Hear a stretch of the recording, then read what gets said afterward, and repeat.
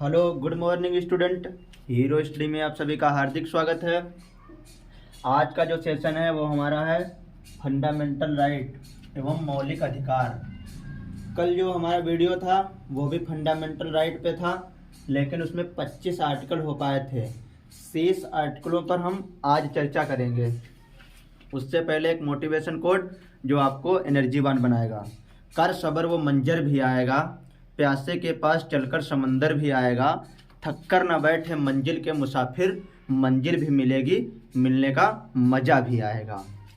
ठीक है, सीधे अपने सेशन पे आते हैं। आर्टिकल नंबर 25 हो गया था हमारा। आर्टिकल 25। आर्टिकल 25 से अनुच्छेद 25 में हमारा दिया हुआ है धर्म का प्रचार प्रसार करने की स्वतंत्रता। धर्म की प्रचार प्रसार करने की स्वतंत्रता या धर्म की अंतःकरण की स्वतंत्रता, ये हमारे आर्टिकल 25 में दिया गया है। इसके बाद में आता है आर्टिकल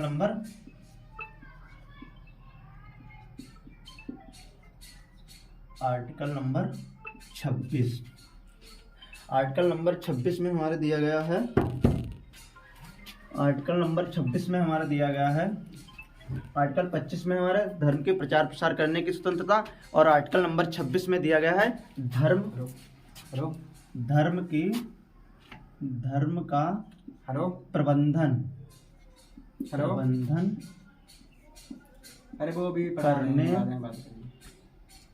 करने की स्वतंत्रता। आर्टिकल नंबर 26 में हमारा दिया गया है धर्म का प्रबंधन करने की स्वतंत्रता। आर्टिकल नंबर 25 में दिया गया है सभी व्यक्तियों को अंतःकरण की स्वतंत्रता या धर्म की प्रचार प्रसार करने की स्वतंत्रता, और आर्टिकल नंबर 26 में हमारा दिया गया है धर्म का प्रबंधन या धर्म की प्रबंधन करने का स्वतंत्रता। Article number 27। आर्टिकल 25 और 26 आप लोगों को अच्छी तरीके से समझ में आ गया होगा। आर्टिकल नंबर जो 27 हमारा है वो धर्म की वृद्धि या अभिवृद्धि, धर्म की वृद्धि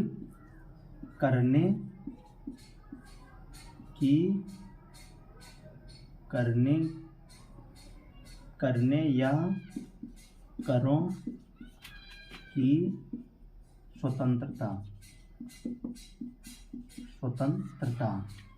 ये आर्टिकल नंबर हमारा 27 है। आर्टिकल नंबर 28 में हमारा है आर्टिकल नंबर 28 में है हमारा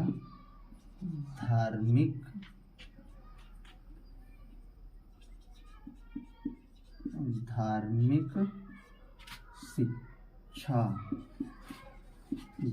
शिक्षा में उपस्थित होने की स्वतंत्रता। आर्टिकल नंबर 28 में हमारा दिया गया है धार्मिक शिक्षा में उपस्थित होने की स्वतंत्रता। फिर इसके बाद में हमारा आता है आर्टिकल नंबर 29। आर्टिकल 29 अल्पसंख्यक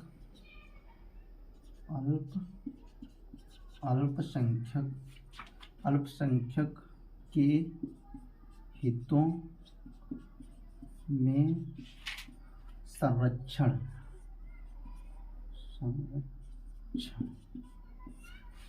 आर्टिकल नंबर 29 में हमारा दिया गया है अल्पसंख्यक के हितों में संरक्षण। फिर इसके बाद में हमारा आता है आर्टिकल नंबर 30 शिक्षा संस्थान, मतलब अल्पसंख्यक लोगों को।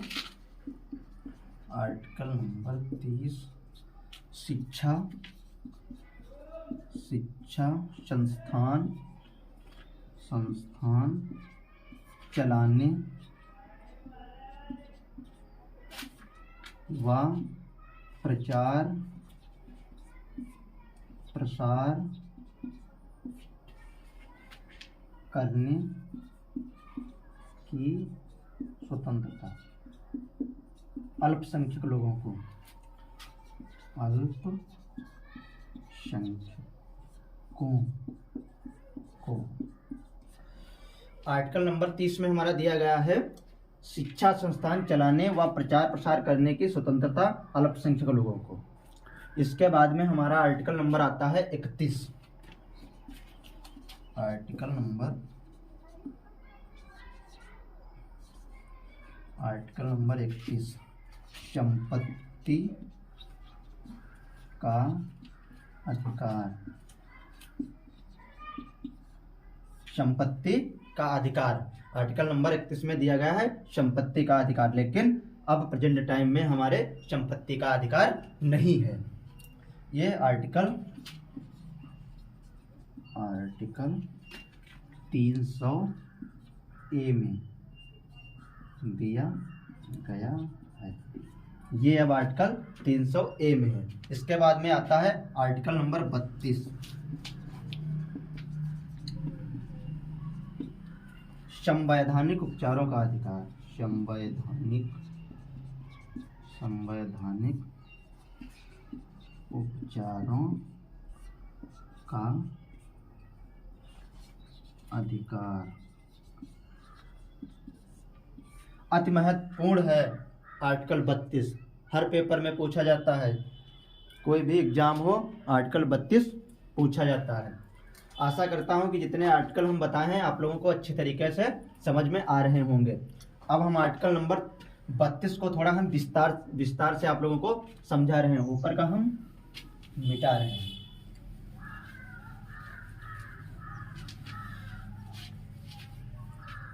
आर्टिकल नंबर 32,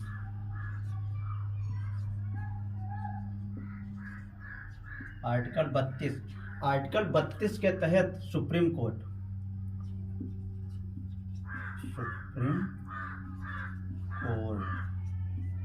5 प्रकार की रिट जारी करता है। आर्टिकल 32 के तहत सुप्रीम कोर्ट 5 प्रकार की रिट जारी करता है और आर्टिकल 226 के तहत हाई कोर्ट 5 प्रकार की रिट जारी करता है। सेम आर्टिकल नंबर 226 के तहत हाई कोर्ट 5 प्रकार की रिट जारी करता है। आर्टिकल 32 के तहत सुप्रीम कोर्ट 5 प्रकार की रिट जारी करता है। वो कौन कौन सी रिटें हैं वो आप लोगों को हम एक एक करके अभी बता रहे हैं। सबसे पहले हमारी रिट होती है बंदी प्रत्यक्षीकरण। बंदी प्रत्यक्षीकरण, इंक लेकर आओ, इंक नीचे है वो। नंबर 2 परमादेश।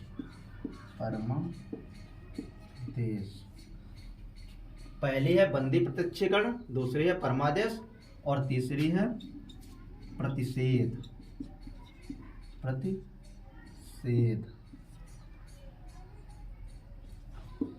और चौथी हमारी है उत्प्रेषण। पांचवी हमारी है अधिकार परीक्षा।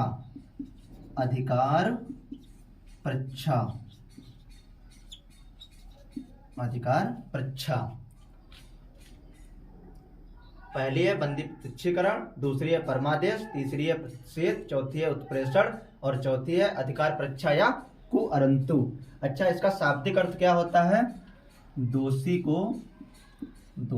को सशरीर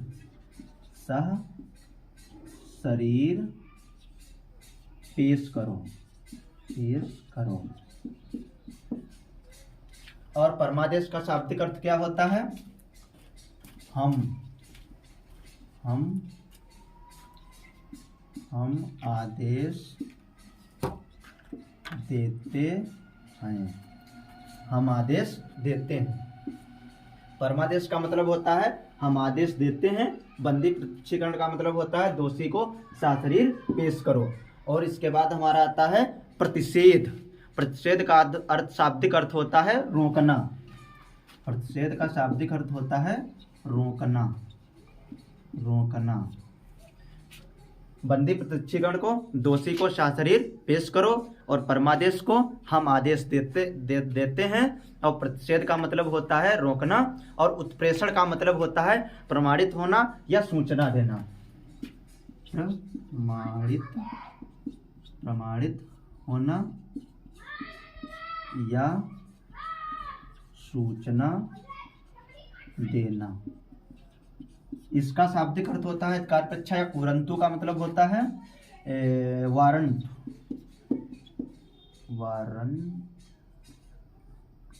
वारंट। आप लोगों को हम इसके शाब्दिक अर्थ भी बता दिए हैं। और अगर चर्चा करें तो बंदी प्रत्यक्षीकरण को विस्तार से आप लोगों को भी बताएंगे। बंदी प्रत्यक्षीकरण का मतलब होता है कि कोई अवैध रूप से या सार्वजनिक रूप से आपको गिरफ्तार कर ले, तो आप हो या आपका भाई हो, कोई भी हो, तो आप उसके तहत बंदी प्रत्यक्षीकरण के तहत आप सुप्रीम कोर्ट जा सकते हैं आर्टिकल 32 के तहत और बंदी प्रत्यक्षीकरण रिट जारी करवा सकते हैं। ऐसे ही परमादेश होता है। परमादेश जैसे कोई गवर्नमेंट सर्वेंट है और आपका कोई वर्किंग है, अगर काम नहीं कर रहा है तो आप परमादेश रिट उसके खिलाफ जारी करवा सकते हैं। फिर इसके बाद में हमारा आता है article number 33। Article number 33। Article 32 आप लोग अच्छी तरीके से समझ गए होंगे। इसके बाद में हमारा आता है आर्टिकल नंबर 33। आर्टिकल नंबर 33 में हमारा यह कहता है कि संसद को यह अधिकार है, चाहे संसद को यह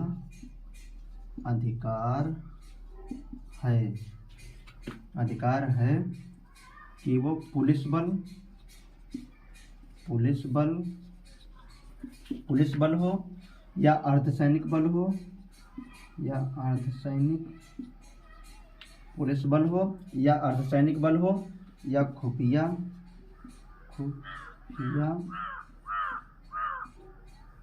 एजेंसी हो।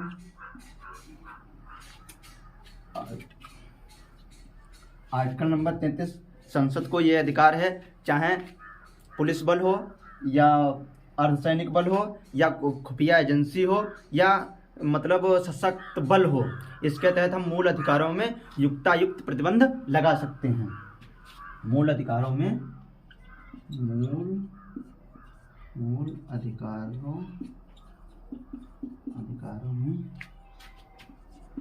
युक्तियुक्त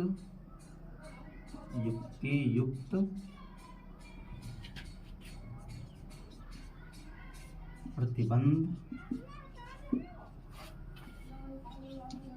लगा सकते हैं। आर्टिकल नंबर 33 ये कहता है संसद को यह अधिकार है, पुलिस बल हो या अर्धसैनिक बल हो या खुफिया एजेंसी हो, कुछ दशाओं में मूल अधिकारों में युक्त प्रतिबंध लगा सकते हैं। इसके बाद में हमारा आता है आर्टिकल नंबर 34। आर्टिकल नंबर 34 में ये कहा गया है कि मूल अधिकारों तब तक प्रतिबंध नहीं लगाया जा सकता है। हमारे जो मूल अधिकार हैं, आर्टिकल नंबर 34 हमारे मूल अधिकार कहो या मौलिक अधिकार कहो या फंडामेंटल राइट कहो, तीनों एक ही चीज है। हमारे मूल अधिकारों में तब तक प्रतिबंध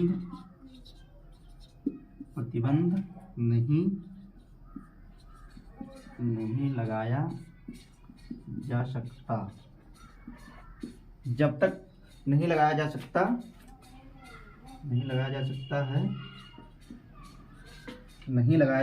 है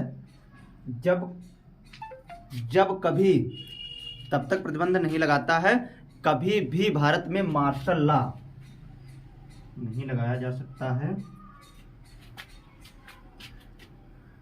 कभी भी भारत में मार्शल लॉ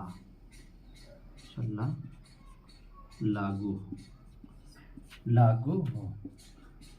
लागू हो या लगा हो, ये हमें मूल अधिकारों में तब तक प्रतिबंध नहीं लगाया जा सकता जब तक भारत में मार्शल लॉ लागू ना हो। ये संसद को शक्ति प्रदान करता है, आर्टिकल नंबर 34। इसके बाद में हमारा आता है आर्टिकल नंबर 35। इसके बाद में हमारा आता है आर्टिकल नंबर 35।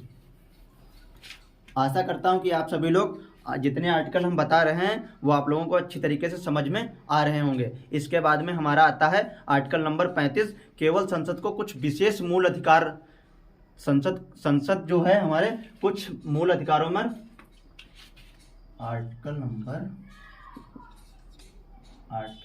35 जो हमारी संसद है, जो पार्लियामेंट है, संसद का उल्लेख हमारा आर्टिकल 79 में है और राज्यसभा का 80 में है और लोकसभा का 81 में है। तो हमारी जो संसद है, संसद पर भी हम चर्चा करेंगे, आएगा टॉपिक जो हमारा संसद है उस पर हम विस्तृत से आप लोगों को जानकारी देंगे। तो संसद केवल हमारी कुछ विशेष मूल अधिकार हैं उन्हें प्रभावी बनाने के लिए या कानून बनाने के लिए शक्ति प्रदान करता है। कुछ हमारे मूल अधिकार हैं, उन्हें